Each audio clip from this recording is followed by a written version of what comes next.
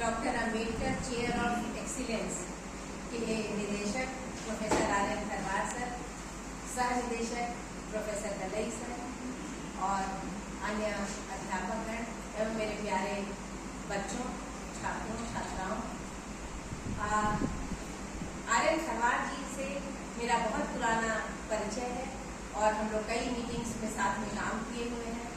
लेकिन आज जिस संदर्भ में हम लोग एकत्रित हुए हैं और 11:30 बजे का समय मुझे दिया गया था, क्योंकि 1 बजे से मेरी क्लास है, तो मैंने कहा था कि 11:30 बजे मैं आ जाऊँगी और मैं आई तो मुझे लगा कि समय से पूर्व शायद प्रारंभ हो गया, क्योंकि मैं 5 मिनट पहले आई थी और कार्यक्रम चल रहा था। फिर थोड़ी शांति मिली कि नहीं, ये डिबेट का कार्यक्रम है।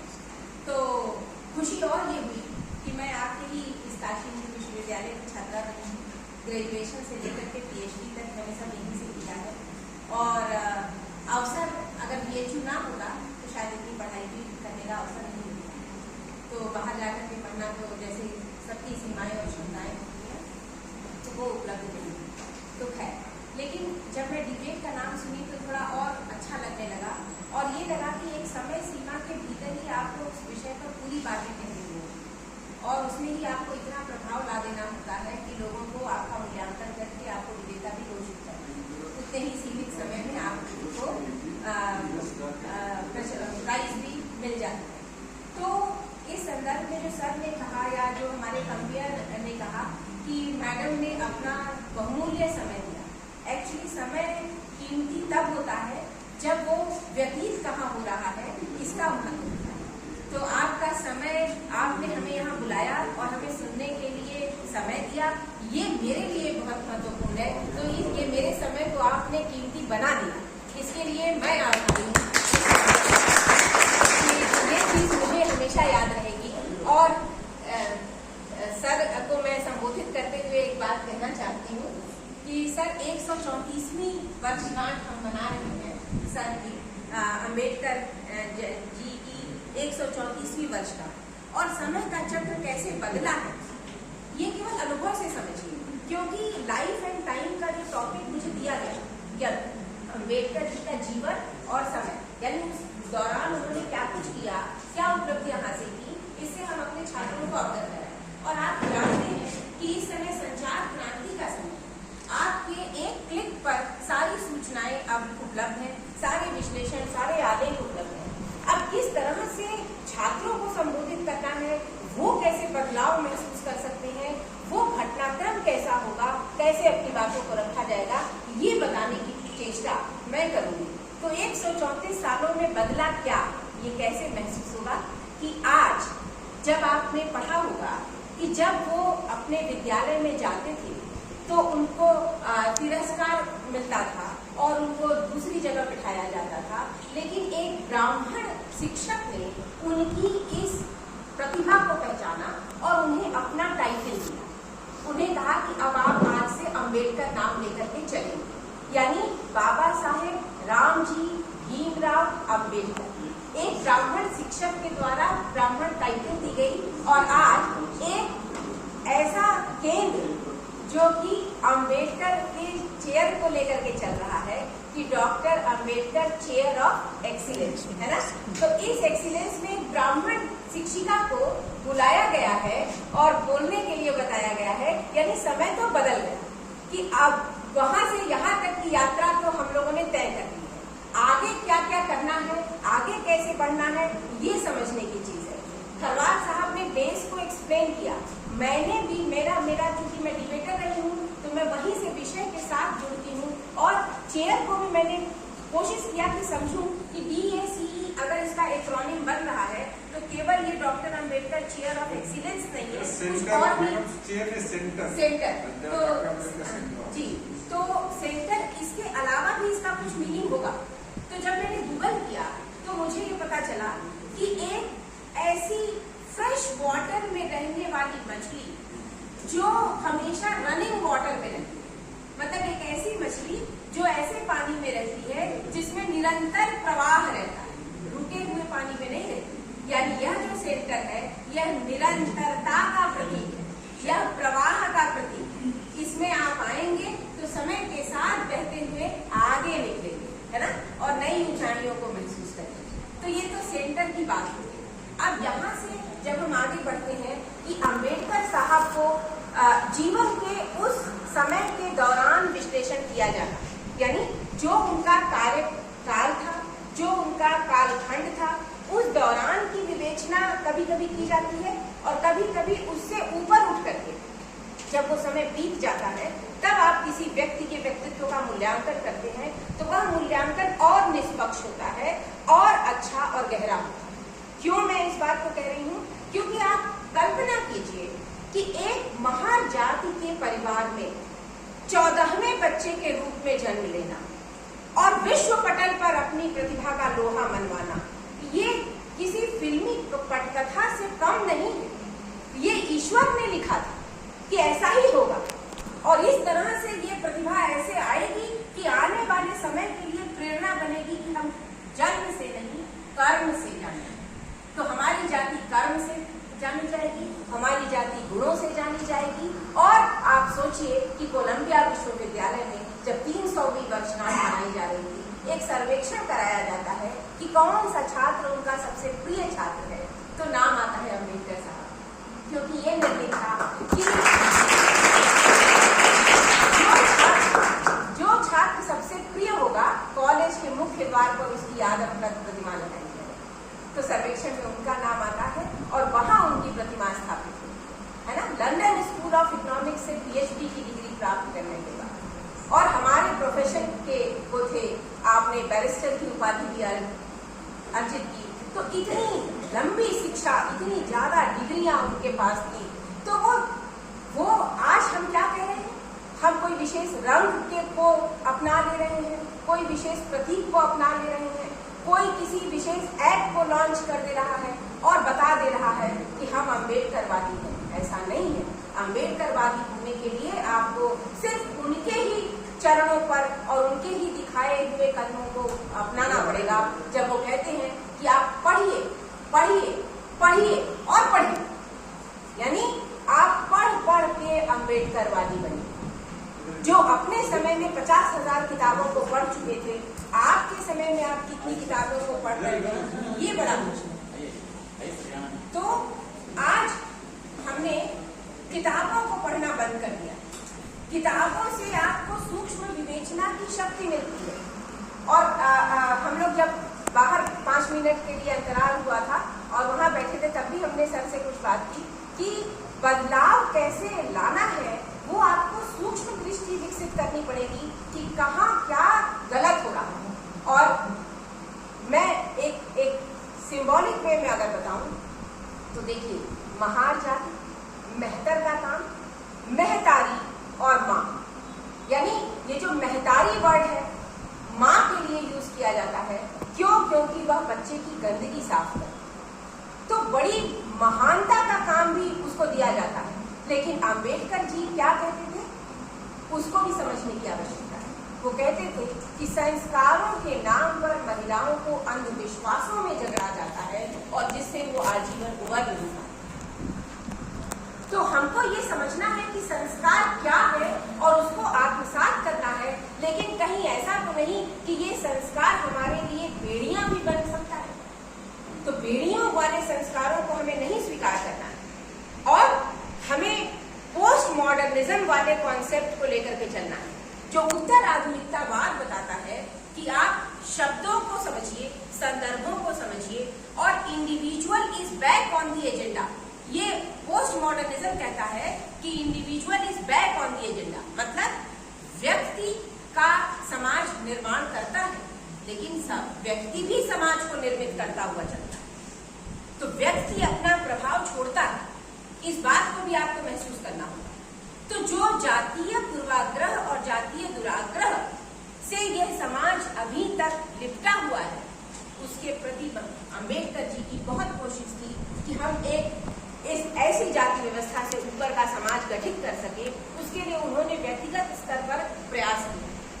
यानी समाज अगर अंधविश्वासों की बेड़ियों में जकड़ा हुआ है तो आपका दायित्व है कि आप उसको तोड़िए, व्यक्तिगत स्तर पर तोड़िए और व्यक्ति से व्यक्ति की यह जो श्रृंखला बनेगी उससे धीरे धीरे समाज उभर जाएगा। आपको मालूम है कि संविधान में जो यूनिफॉर्म सिविल कोड की संकल्पना है भी आपका मानना था कि एक यूनिफॉर्म सिविल कोड होनी चाहिए, लेकिन आज के संदर्भों से अलग उनकी मान्यता थी।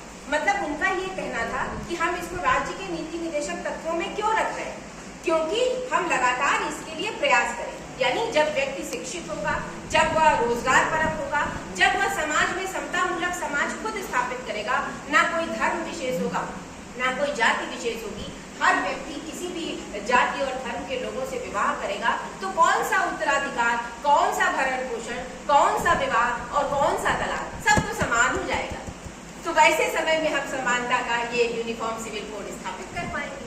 वो प्रेशर में आकर के आपको बोझिल होकर के कोई कानून देने की बात नहीं करते, लेकिन जो वस्तु स्थिति है, जो वास्तविकता है, उसको भी हमें समझते हुए चलना है कि आज के समय में हम अपराध शास्त्र के विद्यार्थी हैं, तो हम बच्चों को अपराध के बारे में भी पढ़ाते हैं और दंड के बारे में भी पढ़ाते हैं।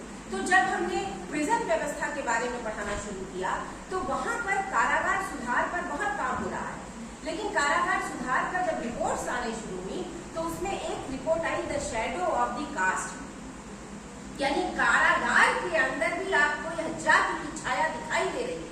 और सुप्रीम कोर्ट को सुकन्या शांता के केस में ये कहना पड़ा कि आप जेल के अंदर जो कार्यों का विभाजन है, कम से कम वहां तो जाति को आधार पर करें।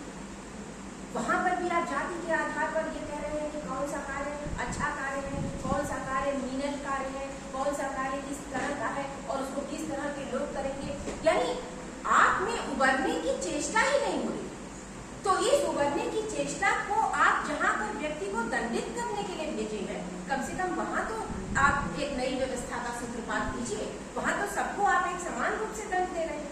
फिर आप वहां योग्यता के आधार पर निर्धारण कीजिए कि जो पढ़ा लिखा है वो पढ़ाने लिखाने का काम करेगा, और जो नहीं पढ़ा लिखा है या अपराध की प्रकृति के आधार पर निर्धारण कीजिए। निर्धारण के आपके पास बहुत आधार है कि किसने कितनी गंभीर प्रकृति का अपराध किया है, उस आधार पर हम उसको उतने ही श्रेणी का काम देंगे। तो आपके पास बहुत सारे ऐसे वर्गीकरण के आधार हो सकते हैं, इसको समझने की आवश्यकता है। और दूसरी बात कि जब हम अंबेडकर को पढ़ते हैं और उनके बारे में सुनते हैं, तो लोग कबीर को भी कहीं कहीं संबोधित करते हैं। आज के समय में हमारी युवा पीढ़ी के सामने समस्या ये है कि वो थोड़ी सी दिग्भ्रमित से दिखाई देती है, थोड़ा भ्रम उसको हो जाता है और वो शब्दों और संदर्भों के सही मायने नहीं समझ पाते। और इसी को समझना आवश्यक है, क्योंकि जब कबीर मिट्टी का उदाहरण लेते हैं और दो दोहों को रचते हैं, मैं जानबूझ करके उन दोनों दोहों को आपके लिए ले आई, जब वो कहते हैं कि गुरु कुमार कुम्हार शिष्य कुंभ है ना। तो अब क्या है कि वो मिट्टी गीली मिट्टी है और वो शिष्य की मिट्टी है, जिसको कि संवारने के लिए गुरु अगर रह के उस पर चोट करता है, तो उस चोट को उस शिष्य को बर्दाश्त करना है। उस चोट को बर्दाश्त करने के बाद ही वो एक शेप ले पाएगा और फिर वो अपने मूल उद्देश्यों को प्राप्त कर पाएगा। लेकिन दूसरी बात वो क्या कहते हैं कि माटी कहे कुम्हार से तू क्यों रौंदे मौन है। वो कह रहा है, माटी कह रहा है कुम्हार से कि तुम मुझे रौंदोगे, अरे एक दिन ऐसा आएगा मैं रौंदूंगी तुम्हें। हाँ, तो तुम तो मिट्टी के बने हुए हो ना, इसी पंच तत्वों में विलीन हो जाओगे, तो मैं तुम्हें रौंद दूंगी। यानी अहंकार नहीं होना चाहिए। रौंदने के लिए अगर आप चोट कारित कर रहे हैं, दमन करने के लिए चोट कारित कर रहे हैं, तो प्रतिकार के लिए तैयार कीजिए। लेकिन सृजन के लिए चोट कारित कर रहे हैं, तो हम सहजता से उसे हमेशा स्वीकार करें।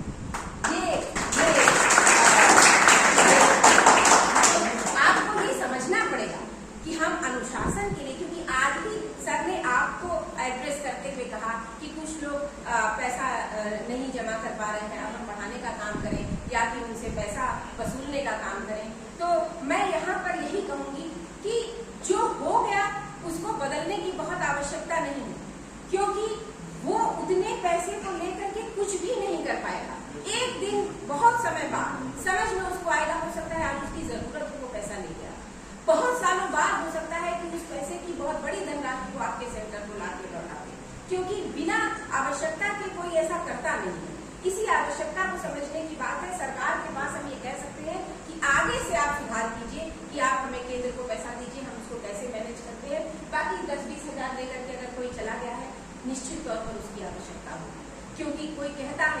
चोरी ना करें, झूठ ना बोलें, तो शाम को चूल्हे पर क्या उसूल बनाएंगे? क्या करेंगे? हमारे पास विकल्प नहीं है ना, जीना तो है। तो जीने के लिए अगर हमने कर लिया और हम विद्यार्थी रहे हैं, हमने विद्यार्थी जीवन में पुस्तकों की चोरी की, तो क्या गलत किया? जब समय आया तो सारी पुस्तकें लौटा दी, तो क्या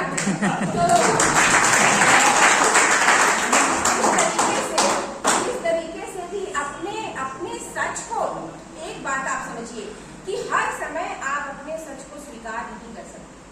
सच को स्वीकारने के लिए भी आपको एक मंच मिलना चाहिए, आपका एक ओहदा होना चाहिए। गांधी जी अगर महात्मा नहीं होते तो माई एक्सपेरिमेंट विद ट्रूथ न लिख पाते, आप मुझे बताएं। तो हर आदमी डरता है, हर आदमी सच कहना चाहता है, लेकिन वह मूल्यांकन से डरता है, वह आलोचना से डरता है, और उसको ये लगता है कि अगर ये सच बता दिया मैं, तो मेरा तो भंडाफोड़ हो जाएगा, मेरी इज्जत खत्म हो जाएगी। तो वो ताकत आपके अंदर होनी चाहिए कि आप अपने भीतर के चोर को सामने ला सकें, क्योंकि आपने जिस दिन रियलाइजेशन ऑफ गिल्ट कर दिया, जिस दिन अपनी गलती को समझ लिया, उसी दिन से सुधार की संभावना शुरू हुई, उसी दिन से आपने सुधरने की ओर आगे कदम बढ़ा दिया। ठीक, तो ये सारी बातें जो मैं कहना चाह रही हूँ, और क्यों उन्होंने कितनी चीजों को ऐसे कहा, और बुद्धिजीवियों की क्या भूमिका होती है।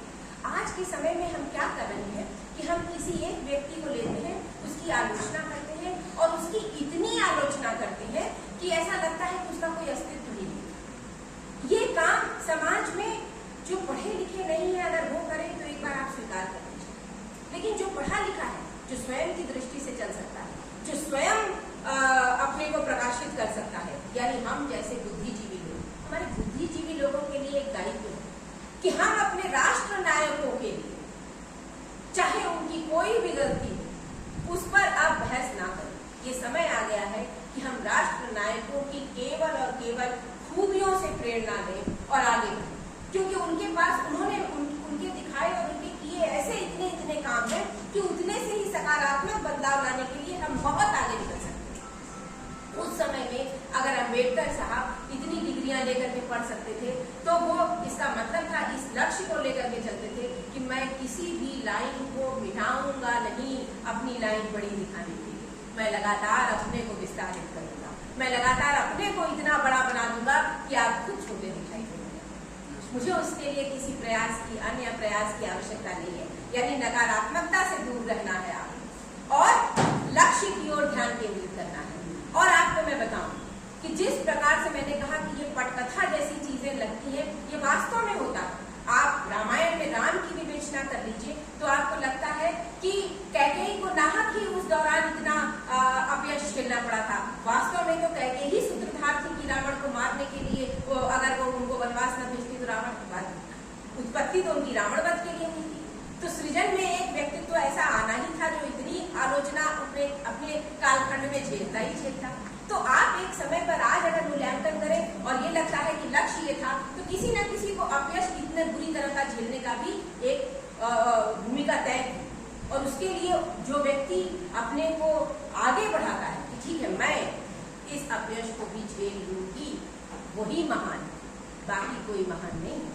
तो एक समय में जब आपको कोई अपयश मिलता है, उसको भी आप समझिए कि इसका क्या प्रकारांतर से लक्ष्य होगा, इसका क्या उद्देश्य होगा। तो उद्देश्य परक व्यवहार करना है और उस पर बात करनी है और निरंतरता के साथ सकारात्मक होते चले जाना है।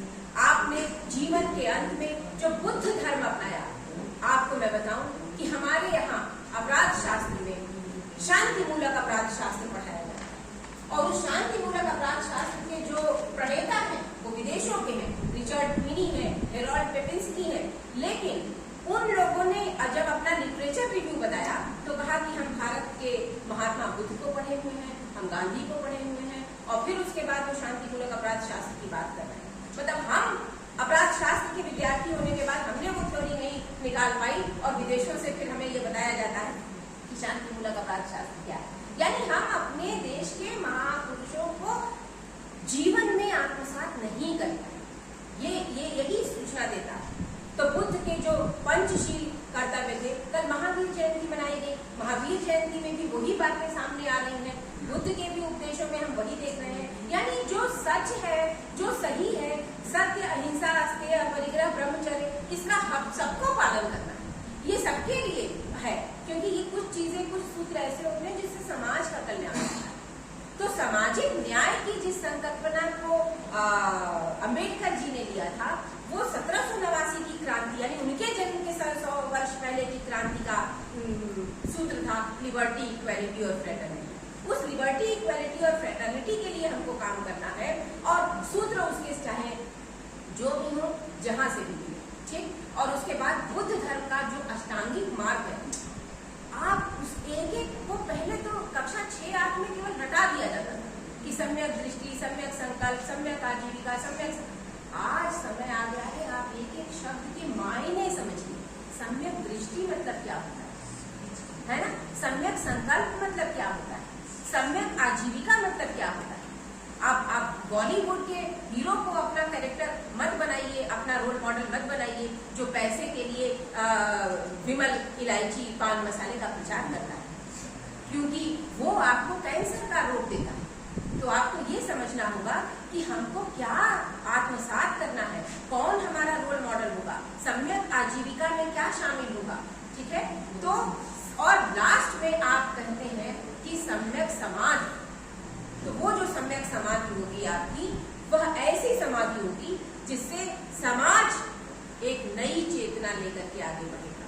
आज के समय में हम इसीलिए प्रतीकों की बात नहीं करते, हम किसी विशेष दृष्टि की बात नहीं करते कि आप इस चीज को अपना लेंगे तो आप अम्बेडकरवादी हो जाएंगे। नहीं, ऐसे तो आप अम्बेडकरवादी नहीं होंगे। आपको उनके विचारों को समझना होगा और कैसे आगे बढ़ना है, ये बात को समझ के चलना होगा। तो सृजन, विकास और समृद्धि की विरासत हमको देनी है, जिसमें कहीं कोई नकारात्मकता नहीं रहेगी। और आप सबके लिए केवल एक लाइन में कहना चाहूंगी कि इतने ऊंचे उठो कि जितना नील गगन है, इतने गहरे बनो कि जितना सागर है। मेरी सोच सीमित है, मेरा ज्ञान सीमित है। उस सीमित सोच, सीमित ज्ञान के साथ जो कुछ भी समझ में आया, मैंने आपके साथ शेयर किया। बहुत बहुत धन्यवाद।